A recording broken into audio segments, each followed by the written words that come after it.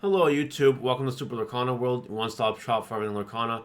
Last set, I reviewed all the cards of the first chapter based on their ink. We did a whole video for Emerald, like we're going to do today, a whole video for every other ink, and just reviewing the cards in the set on how they are. And we're going to do the same thing for this new set. This new set's got a lot of good cards. We've been testing the cards. Other people I know have been testing these cards. We got some good data to work with. So hopefully you guys enjoy the valuable insights and let me know what you think about it in the comments. And of course, like and subscribe. That would be really, really great. We'll start with Belle. Belle here is a legendary 5-cost uninkable 3/3 that quests for 3 with shift 3. And its ability, whenever this character is challenged, the challenging character's player discards all cards in their hand. Very strong card. You play this in your Emerald or Emerald Amber discard decks. It's a good card. It's a really good card. It's either questing for 3 or they waste removal on it, or they challenge it and lose their hand. At which point you get so many other payoffs, it's ridiculous. So yeah, this card is very good. By the way, I believe Emerald Amber discard in this set is tier 1. Just based on our testing, and based on testing with other people as well. This deck is going to see a lot of play everywhere. So I want you guys to just be aware of that. Alright, we got Flynn Rider, a 1/1/3 for 1, nothing crazy. But there's a Flynn Rider that shifts for 2, which we'll talk about later. And maybe you play this in that. Bounce is a 2-cost action on uninkable. Turn chosen character yours to the hand, return another chosen character to the player's hand. It's very techy, very okay, nothing crazy. Hypnotize. This card's cool. 3-drop inkable action. Each opponent chooses and discards a card, draw a card. It's a discard card that gives you draw power. We do play it in Emerald Aggro because it's draw power and discard power. It's very good. It's good. You'll see play for sure. Panic. 3-drop uninkable 2/3 quest for 2. When you play as a character, chosen character gets +2 attack this turn. If the chosen character is named Pain, he gets +4 instead. What's really cool, and we'll get to it when we get to it, but there's a Pain that gets more lore if it has 5 attack, which this card will give it for that turn. Very interesting. Alright, we have... otherwise, you don't play this card. It's gimmicky, at best. Bucky. 2-drop inkable, 1/1 the quest for 1. Ward, and whenever you play a Floodborn character, each opponent chooses and discards a card. There's enough Floodborn characters in Emerald, in the discard, Emerald Aggro discard deck, that you do play Bucky in it, and Bucky does pay off. Card is very strong. Card is a good card for sure. Improvise, chosen character gets +1 attack this turn, draw a card, inkable 1-drop. We don't play it, but it is draw power, could be okay. We just haven't tested it. Maybe it sees a little bit of niche play, but I truthfully doubt it. Now we get to Beast. This card's a beast. This is a 6-drop inkable 4/5 that quests for 2. Whenever an opposing character is damaged, you may raid this character. Alright, so in card games, I've been playing card games for like a long time. 15 years. I sometimes I read cards and I ask myself, why was this card printed? What purpose does it serve besides being ridiculously overpowered? That's Beast. This card's stupid. There are games where like you drop Beast if you're playing Emerald Steel, and if they can't answer it, you win next turn. If you have Whole New World as well, which you probably will. It's Emerald Steel. You're gonna draw it. So this card's nuts. This card's just dumb.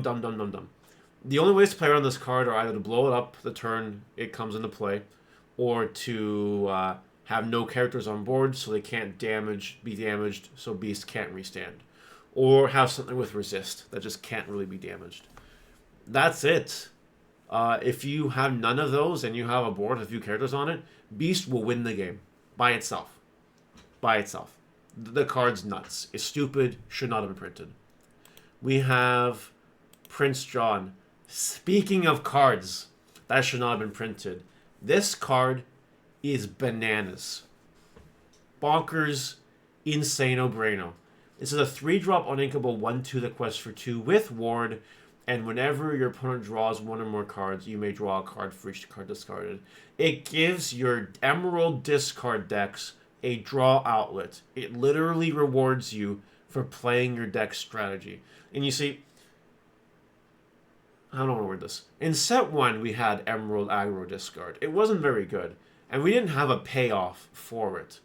This is insane. Because not only do we have better discard cards now, we have a card that literally punishes your opponent for having a hand. Because if you have this in discard cards, you're going to just win the game. Because you're going to be so far ahead in card advantage, and they'll have nothing. Nothing! It's insane. And don't even get me started on the whole new world with this card. We've talked about this.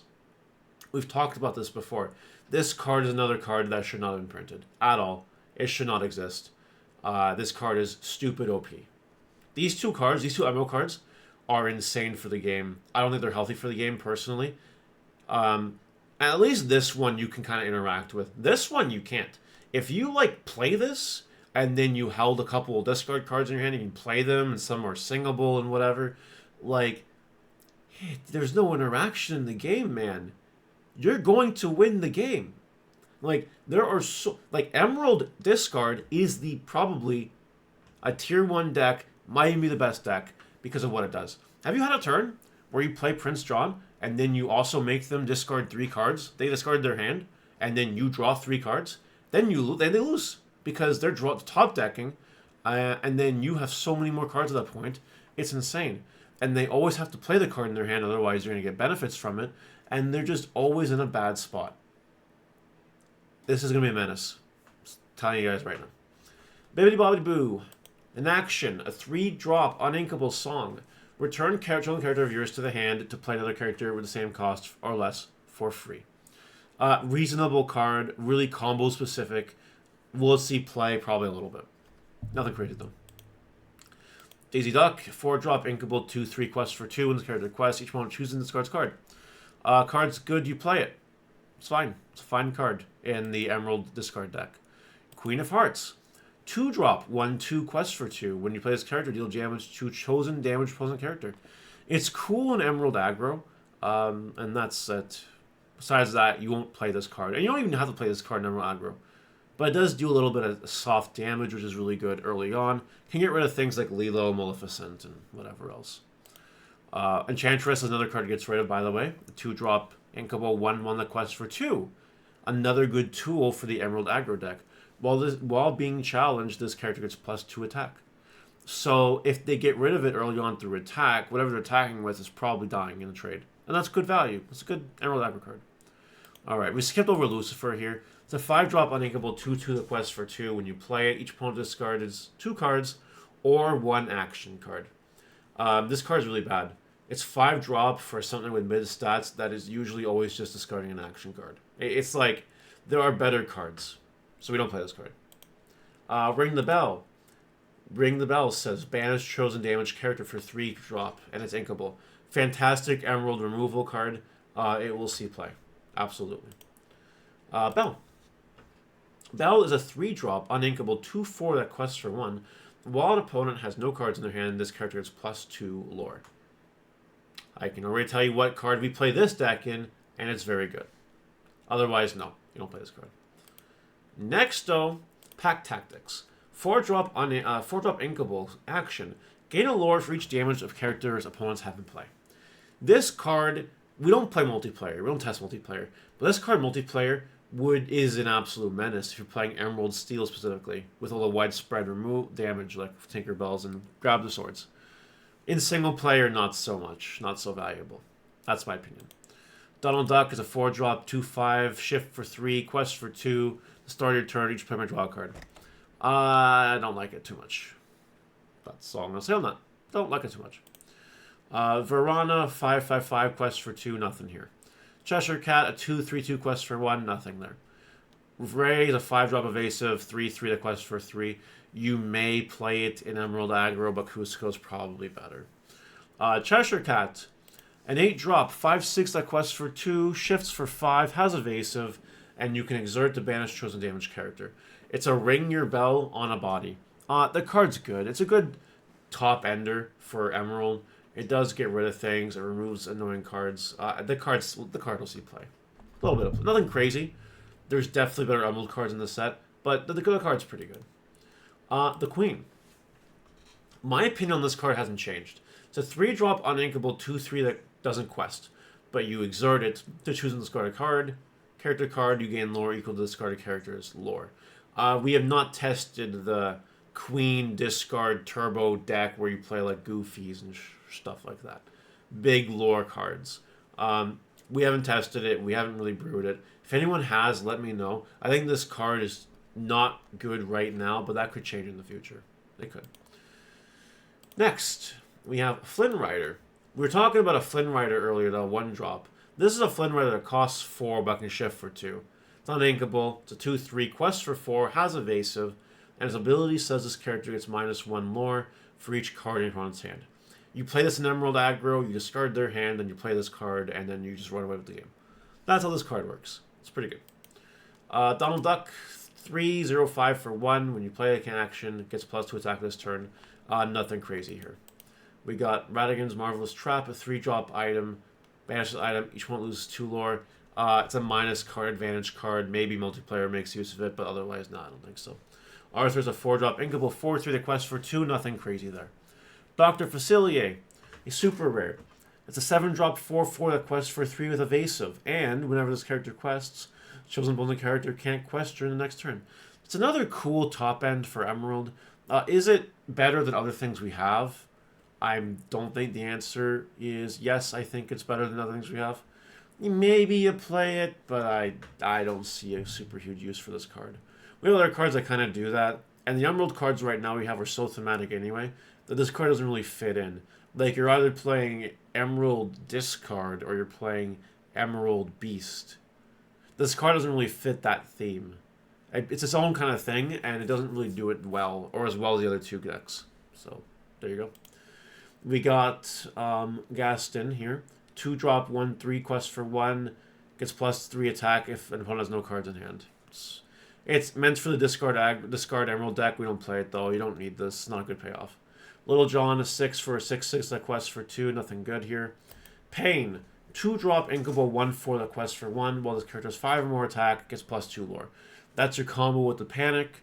Very gimmicky deck again. If you play the combo, cool. If you don't, no. But there's something else that you can do with this card. I'll talk about it right now with Pete.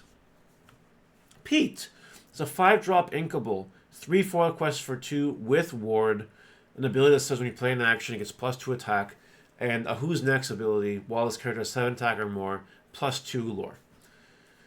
I don't like these cards that require you to have more attack to gain more lore, but I can't deny there's some sauce, untested sauce.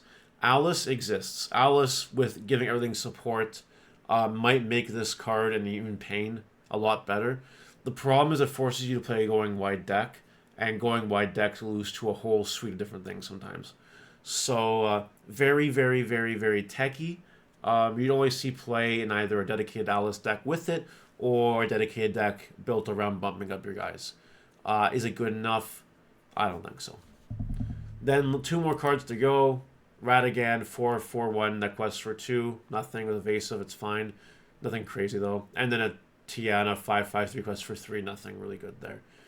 And that's it for the Emerald card review. All in all, the cards range from unplayable to shouldn't even exist, insane stuff. Let me know what you guys think in the comment section below. Emerald, I think, is going to be the top ink this set. That's my opinion on it. See you later. Bye.